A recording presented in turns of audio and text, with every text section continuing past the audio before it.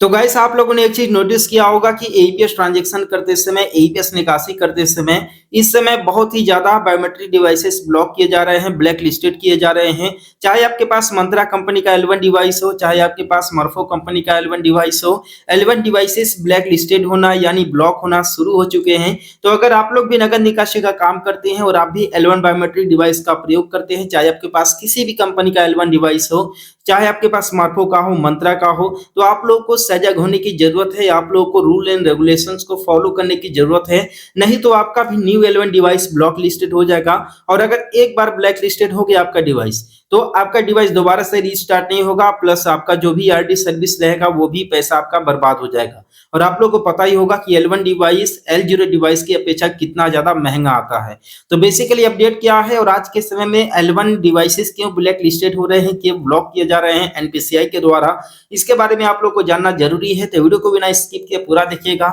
जिससे कि आप लोग को सही और सटीक जानकारी मिल सके। बेसिकली एनपीसीआई के द्वारा आप सभी सीएसपी संचालकों के लिए, बीसी संचालकों के लिए, चाहे आप लोग कोई भी काम करते हो, चाहे आप प्राइवेट कंपनी के सीएसपी हो या फिर किसी बैंक के सीएसपी कियोस्क रन करते होंगे, सभी लोगों के लिए एनपीसीआई की तरफ से डिवाइस यूज करने के लिए समान रूल दिया जाता है, समान गाइडलाइंस दिया जाता है, जिससे कि आप लोग के ऊपर भी किसी भी तरह का फर्क न पड़े, नहीं सिस्टम के ऊपर किसी भी तरह का फर्क पड़े। लेकिन अगर आप लोग सिस्टम में नहीं रहेंगे, सिस्टम से हट करके चलेंगे, तो आप लोगों को परेशानी होना तय है। बेसिकली यहाँ पर जो सीएसपी संचालक जो भी एनपीसीआई के द्वारा दिया गया गाइडलाइन है, अगर उसे इग्नोर कर रहे हैं, उसे वायलेंस कर रहे हैं, तो उन सभी सीएसपी संचालकों के साथ ये प्रॉब्लम हो रहा है। बेसिकली जो बायोमेट्रिक डिवाइसेस हैं वो ब्लैक लिस्टेड किए जा रहे हैं, ब्लॉक कर दिए जा रहे हैं, जिसके बाद आप अपने बायोमेट्रिक डिवाइस को किसी भी तरह का प्रयोग नहीं कर पाएंगे। तो बेसिकली अभी एनपीसीआई की तरफ से क्या अपडेट है, तो बता दें कि आप लोगों ने एक चीज नोटिस किया होगा कि जो बायोमेट्रिक डिवाइस है, L1 बायोमेट्रिक डिवाइस है, उसमें जब आप लोग किसी भी कस्टमर का फिंगर स्कैन करते हैं,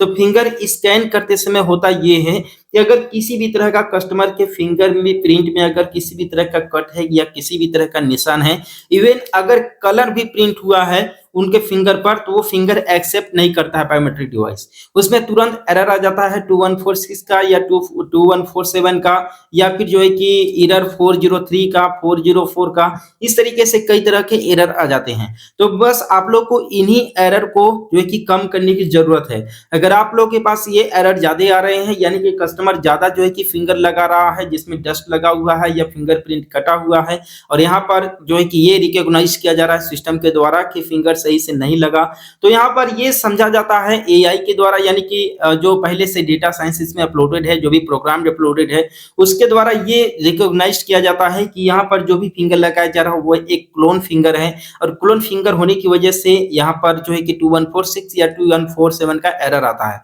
ठीक है, तो अगर आप लोग बार बार ये एरर देते हैं, बार बार क्लोन फिंगर का आप लोग यहाँ पर अगर जो है कि आप लोग पहचान देते हैं, तो ऐसे केस में ये समझा जाता है कि आप जो है कि किसी के साथ फ्रॉड करने की कोशिश कर रहे हैं, किसी ग्राहक के साथ आप जो है कि धोखाधड़ी करने की कोशिश कर रहे हैं। तो ऐसे केस में आप लोगों के ऊपर एक्शन लिया जाता है और आपका जो बायोमेट्रिक डिवाइस है उसे ब्लॉक कर दिया जाता है, उसे ब्लैक लिस्टेड कर दिया जाता है। ठीक है, क्योंकि आपके आईडी के ऊपर इससे किसी तरह का फर्क नहीं पड़ेगा, आपके आईडी के ऊपर प्लस आपके पहचान के ऊपर भी किसी भी तरह का इसका फर्क नहीं पड़ेगा। लेकिन जो इस बायोमेट्रिक डिवाइस का आप लोग प्रयोग करेंगे, जिस L1 डिवाइस के थ्रू आप फिंगर लगवाएंगे, ठीक है, उस डिवाइस को ब्लैक लिस्टेड कर दिया जाएगा या फिर ब्लॉक कर दिया जाएगा, जिसके बाद आप उस बायोमेट्रिक डिवाइस का प्रयोग नहीं कर पाएंगे। अब ऐसे में क्या होगा, ऐसे में आपका 3-4 नुकसान होंगे। पहला तो आपका डिवाइस का पैसा बर्बाद, दूसरा आरडी सर्विस का पैसा बर्बाद, दूसरा आरडी सर्विस का पैसा बर्बाद, तीसरा कि आपके दुकान पर जो है कि ग्राहक नहीं आएंगे, ग्राहक अगर आएंगे तो वापस जाएंगे, तो इसका एक रिपोर्टेशन अलग खराब होगा आप लोग का। ठीक है,